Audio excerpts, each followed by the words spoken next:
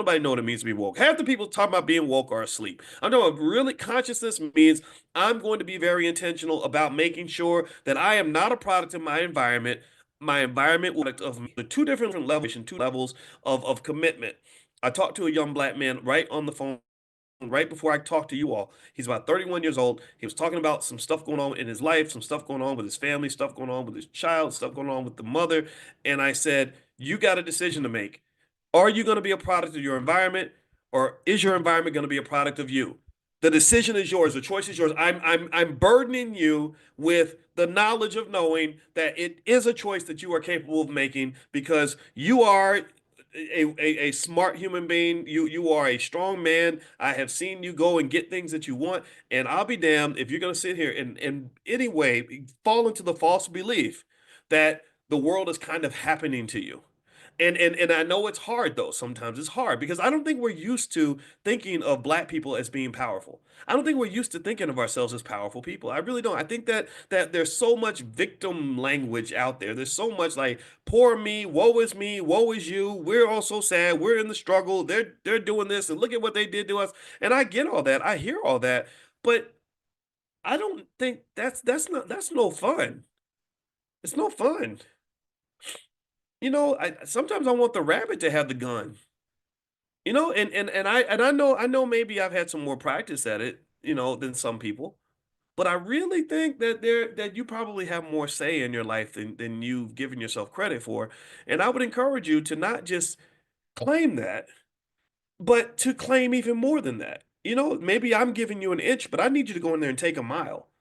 You are the doer. You are the sayer. You are the decider, as George Bush used to say. You're the decider of what's going to happen in your space, in my opinion, and at least in a big chunk of that, and claim that, right? So ultimately, and why is this important? Why does this matter? Why does this, this is not a motivational speech. I'm not even a good motivational speaker. This is me just telling you what I'm thinking here.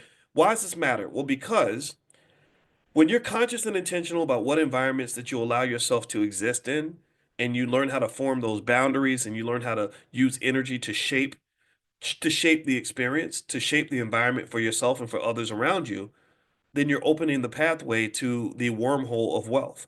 You're opening the door for extraordinary possibilities to take place. You're giving yourself that God-given power to manifest because you're taking your energy, applying it in a specific and structured way to develop the kind of space and the kind of team that allows for things to grow and flourish.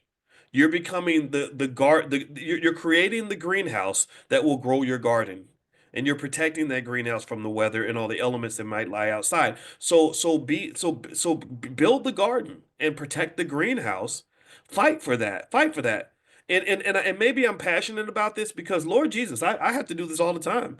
I'm always blocking negative Negroes out my space. I'm always dealing with negativity, ridiculous behavior, stuff I'm not gonna put up with, stuff I'm not gonna let you do to me. All that's just been my story because unfortunately sometimes it's hard to be black and to be American because sometimes the thunderstorms just won't stop. It's just so much stuff happening, so you have to create that building. It's a spiritual process. It's not just about what you know, it's what you have the courage to apply.